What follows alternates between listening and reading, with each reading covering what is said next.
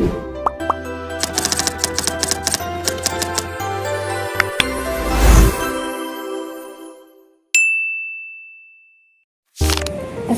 warahmatullahi wabarakatuh. Perkenalkan, nama saya Andini Novianti dari kelompok 12. Di sini saya akan memaparkan video tutorial Restore Sales Dataset di tahun 2025. Caranya di download dulu. Karena kami sudah mendownload file tersebut, langsung saja ke Tableau. Buka di text file ya, karena filenya berupa Excel, datanya seperti ini.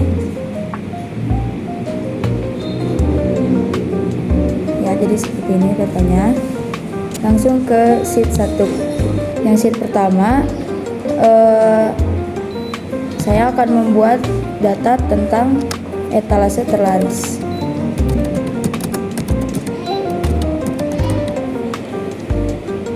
Caranya yaitu drag etalase dari sini ke kolom, jadinya seperti ini. Lalu drag quantity ke row. Nah, sudah seperti ini ya. Kalau mau rapi tinggal klik yang ini.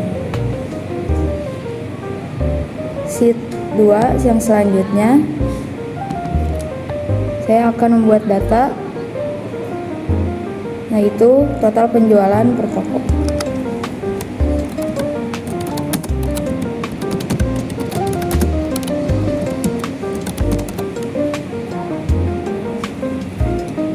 Caranya drag final amount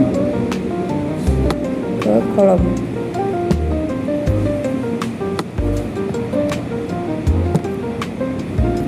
Seperti ini. Setelah itu drag store name ke row. Nah, karena di sini ada data yang tidak terbaca, klik kanan, lalu klik exclude. Nah, jadinya seperti ini. Selanjutnya akan dilanjutkan oleh rekan saya. Perkenalkan, nama saya Muhammad Nofil Nobili dengan nomor NPM 1112438. Di sini saya akan menjelaskan atau tutorial mengenai produk terlarisnya. Yang pertama, kita buat sheet selanjutnya, yaitu di sheet 3. Nah, di bawah sini kita ganti sheet 3-nya menjadi produk terlaris.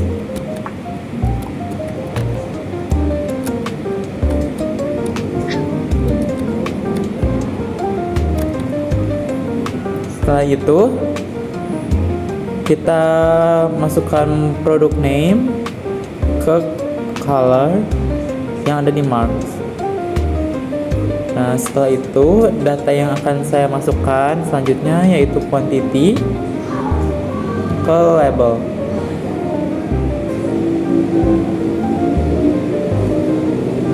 Terus kita ke show me buat mencari diagramnya.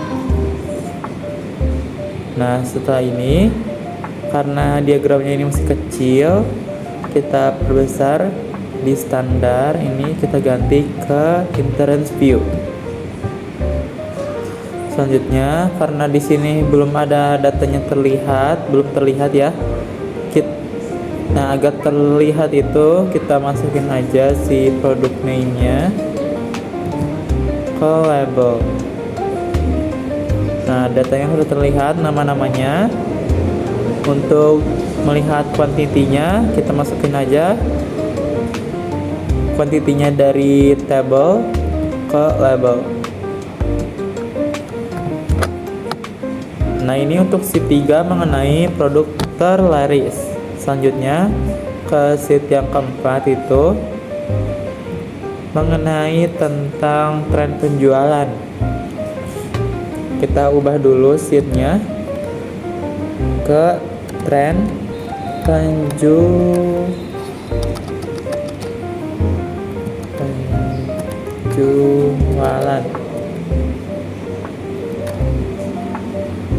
Setelah itu, di tren penjualan ini saya akan masukkan final amount yang ada di table ke row. Setelah itu masukkan juga transaction date-nya ke kolom.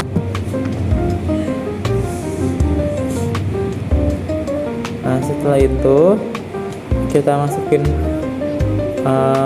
final mount-nya ke label agar terlihat gitu seperti yang tadi.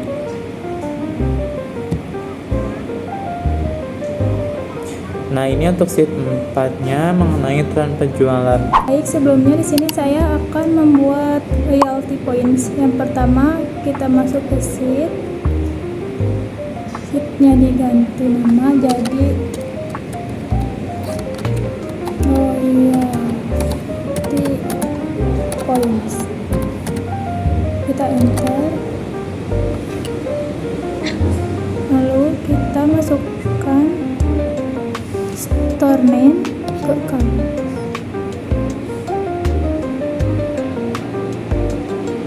Nah,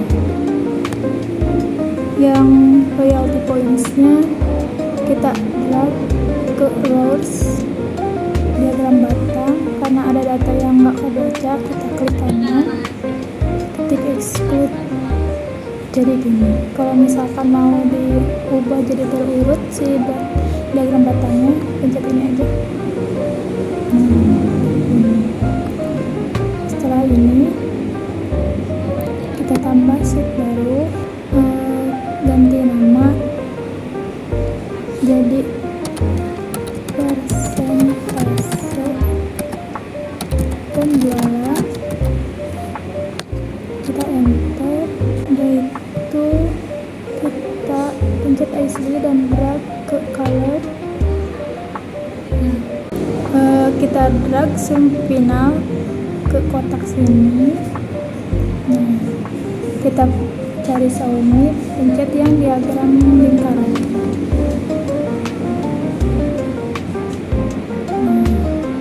Karena ini masih standar, kita klik yang ini ke entry view biar besar si diagram lingkarannya. Nah, itu kita ke label lagi, cari asli, drag lagi ke label, terus yang final mount ke label lagi. Nah, Perkenalkan, nama saya Amy Caroline. Di sini saya akan menjelaskan tentang KPI. Nah, yang pertama kita akan memasukkan tentang produk name-nya. Kita masukin ke label, lalu kita ubah ke dalam kondisi. Nah,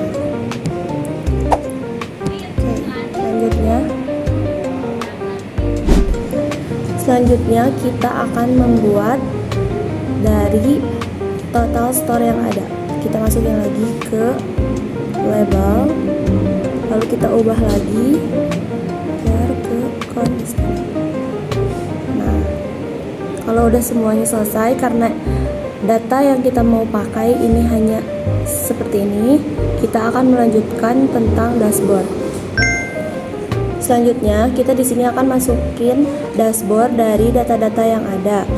Karena kita pengen bisa diubah dari dashboardnya, jadi kita pilih yang floating. Lalu kita masukin data apa yang mau pertama kali kita masukin. Di sini kita akan masukin data dari produk terlaris dulu. Kita pindahin kursornya.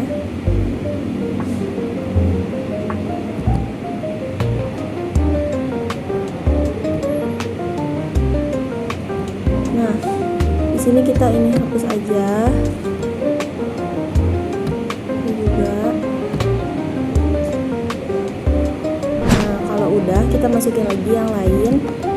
Kita sesuaikan sama apa yang kita mau.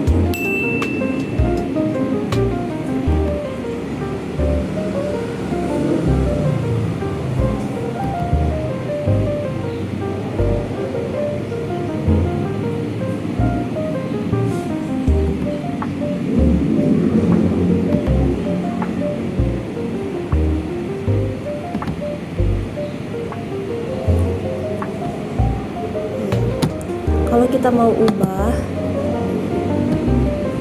di title ini biar tapi kita pencet format, terus kita pencet format. Nah, seperti ini. Kita mau ubah namanya, kita ketik di sini.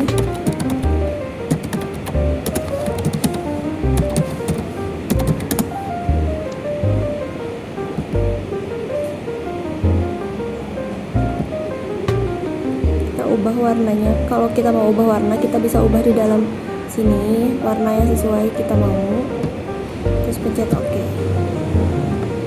Seperti ini. Yang selanjutnya juga kita bisa masukin data-data yang ada di sheet ini, dipindahin ke sini. Kalau kita mau menambahkan insight dan rekomendasi, kita bisa pilih teks yang ada di sini, yang ada di objek. Lalu kita klik, kita bisa tulis insight apa yang ingin kita tulis. Di sini kita bakalan masukin insight. Yang pertama ada penjualan berbeda di setiap cabang. Lalu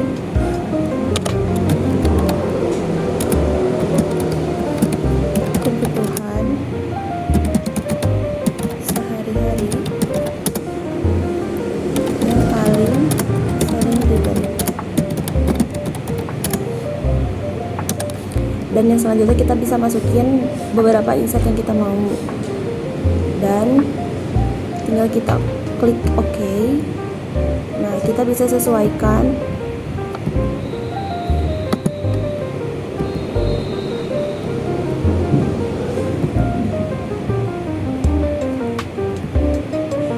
insight-nya, kita mau simpan di sebelah mana.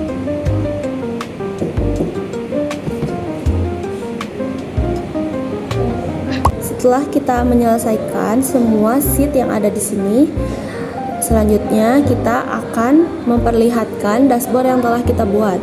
Di sini kita membuat dashboard yang seperti ini, yang sudah selesai. Nah, total produk yang ada di sini dari setiap groserinya ada 18 produk. Selanjutnya total store-nya itu ada di 9 store. Lalu ada etalase yang paling laris ada di beverage atau di etalase minuman. Produk terlaris yang ada pada store-nya yaitu ada di chicken breast. Nah, terus tren penjualan di sini yang paling tinggi ada di tahun 2024 dengan jumlah 41.219. Dan yang paling rendah ada di tahun 2023 dengan jumlah 16.292. Lalu selanjutnya di sini ada persentase penjualan. Nah, di sini yang paling tinggi ada di personal care. Selanjutnya ada di loyalty point. Loyalty point ada di paling tinggi di City Fresh Store. Dan yang selanjutnya ada di total penjualan per toko, ada di Green Grocer Plaza. Nah, selanjutnya kita tuh di sini memberikan insight dan rekomendasi. Insight yang kita dapat yaitu penjualan berbeda di setiap cabang. Penjualan yang tidak merata di setiap cabang toko itu memiliki nilai transaksi yang lebih tinggi dibanding dengan cabang yang lain, sehingga perlu dievaluasi faktor penyebabnya itu seperti apa, apakah dari segi lokasi, variasi produk, atau strategi promosi. Selanjutnya itu ada produk kebutuhan sehari-hari yang dimana umumnya memiliki frekuensi pembelian yang lebih tinggi karena merupakan kebutuhan rutin di setiap pelanggan. Terus selanjutnya itu ada diskon meningkatkan transaksi tetapi terlalu besar yang dapat mengurangi nilai penjualan bersih jika diberikan terlalu besar. Bahkan data ini menyertakan beberapa transaksi dengan nilai akhir negatif akibat diskon yang melebihi nilai transaksi. sehingga menunjukkan pentingnya pengendalian promosi. Selanjutnya, yaitu ada di pelanggan yang memperoleh loyalty, yang cenderung memiliki potensi menjadi pelanggan tetap. Program loyalitas ini dapat meningkatkan kemungkinan pelanggan kembali berbelanja. Selanjutnya itu ada di rekomendasi. Rekomendasinya di sini ada dengan tingkatkan kinerja cabang yang penjualannya rendah dengan mengevaluasi kinerja di setiap cabang dan menerapkan strategi dari cabang dengan penjualan terbaik ke cabang yang performanya masih rendah. Selanjutnya ada jaga ketersediaan stok produk yang paling laris, yang dimana memastikan stok produk dengan permintaan tinggi selalu tersedia, terutama kategori kebutuhan pokok, agar tidak kehilangan peluang penjualan. Selanjutnya, atur diskon agar tetap menguntungkan dengan mengoptimalkan strategi diskon, misalnya menetapkan batas maksimal diskon agar tetap menarik pelanggan tanpa mengurangi keuntungan secara berlebihan. Selanjutnya, dengan mengoptimalkan program loyalitas pelanggan. Dengan memperkuat program loyalitas pelanggan dengan memberikan bonus atau poin ataupun promo khusus bagi pelanggan yang sering bertransaksi untuk meningkatkan penjualan. Yang terakhir itu ada melakukan data cleaning sebelum analisis. Kenapa perlu? Karena secara rutin sebelum membuat laporan atau dashboard agar keputusan bisnis didasarkan pada data yang valid dan konsisten. Sekian presentasi dari kelompok kami. Mohon maaf apabila ada kesalahan. Wassalamualaikum warahmatullahi wabarakatuh.